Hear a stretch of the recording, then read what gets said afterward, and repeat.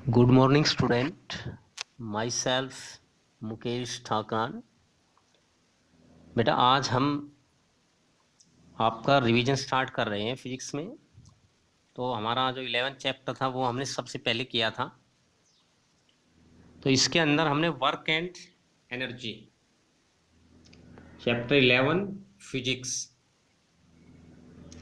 बेटा इसके अंदर आपने सिर्फ जिन्होंने राइट नहीं करा है वो राइट कर लेंगे, बाकी लर्न करेंगे इसको पढ़ के, वीडियो देख के, और दोबारा से आपने जो रिटर्न वर्क कर रखा है उसको लर्न करना है साथ साथ अच्छी तरह से। ठीक है। और किसी में डाउट्स है कोई तो वो भी आप देख सकते हैं, कुछ छूटा हुआ है बीच में उसको भी आप कंप्लीट करेंगे साथ साथ। तो देखिए इसमें बेटा वर्क एंड एनर्जी में हमने क्या किया। सबसे पहले वर्क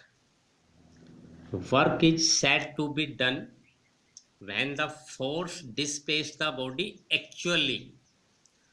अगर कोई फोर्स किसी बॉडी को एक्चुअली डिस्प्लेस करता है, हमने किसी ऑब्जेक्ट पे फोर्स लगाया और उस फोर्स ने उस बॉडी को एक जगह से दूसरी जगह डिस्प्लेस कर दिया, हिला दिया, तो हम कहेंगे कि वर्क डन हुआ है। अगर बॉडी डिस्प्लेस नहीं होती है तो वर्क डन नहीं माना जाता है अकॉर्डिंग टू फिजिक्स।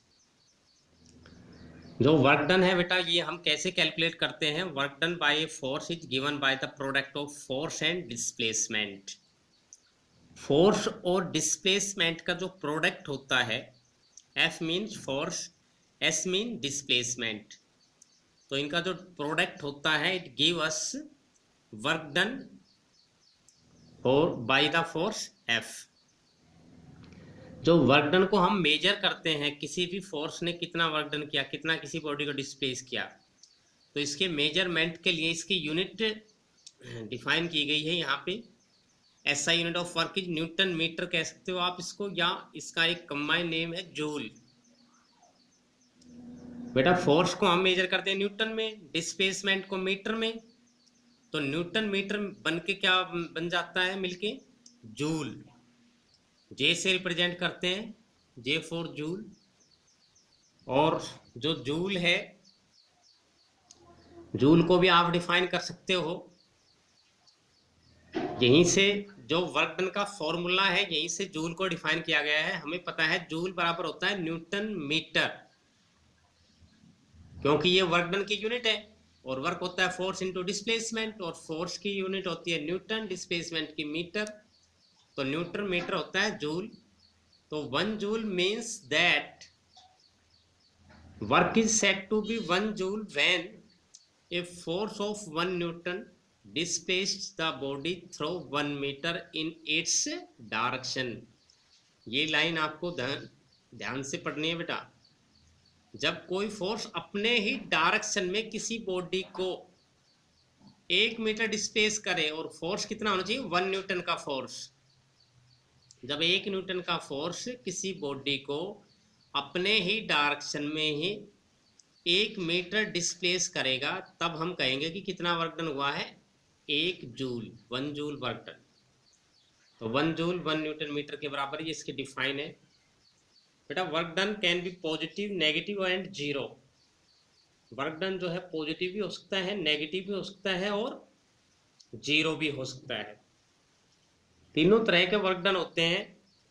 तो कब, when we say that the work done is positive, negative और जीरो, ये डिपेंड करता है डायरेक्शन फोर्स का और जो डिस्प्लेसमेंट किया गया है फोर्स के द्वारा उसके ऊपर। देखिए फर्स्ट है पॉजिटिव वर्क। पॉजिटिव वर्क में कब होगा, when the force displaced the body in its direction then work done is positive. अगर कोई फोर्स किसी बॉडी को अपने ही डायरेक्शन में डिस्प्लेस्ड करता है, सेम डायरेक्शन में, then the work done is positive. तो वो कौन सा वर्क डन होगा बेटा, पॉजिटिव वर्क डन होगा। जैसे एग्जांपल हमारे पास है, work done by the pulling force is positive work done. जो पुलिंग का फोर्स होता है बेटा, हम किसी भी चीज को पुल करते हैं, खींचते हैं, तो जो डिस्प्लेसमेंट है फोर्स के डायरेक्शन में होता है, ठीक है, किसी भी चीज़ को हम खींच रहे हैं पकड़ के अपनी तरफ और वो आपकी तरफ ही खिंचा आ रहा है, तो वो जो फोर्स है पुलिंग फोर्स है, और उसका वर्क डन कैसा माना जाएगा, आपका पॉजिटिव वर्क डन। तो इसी तरह से हम आगे पढ़ेंगे नेगेटिव और जीरो वर्क डन। आज के लिए आप इतना रिवाइज करें ढंग से, और इसने इसको राइट नहीं किया है बेटा वो इसको कंप्लीट कर लें। ये स्पेशल रिवीजन उन्हीं लोगों के लिए है जिन्होंने पहले मिस हो गया था या कोई प्रॉब्लम थी, जिनका बैकवर्क जो है कंप्लीट नहीं है, और जिन्होंने ऑलरेडी राइट किया हुआ है वो अच्छे ढंग से इसको लर्न करें। साथ साथ इसकी एक्सरसाइज से रिलेटेड क्वेश्चन, एनसीईआरटी के क्वेश्चन भी अपने लर्न करें। Thank you.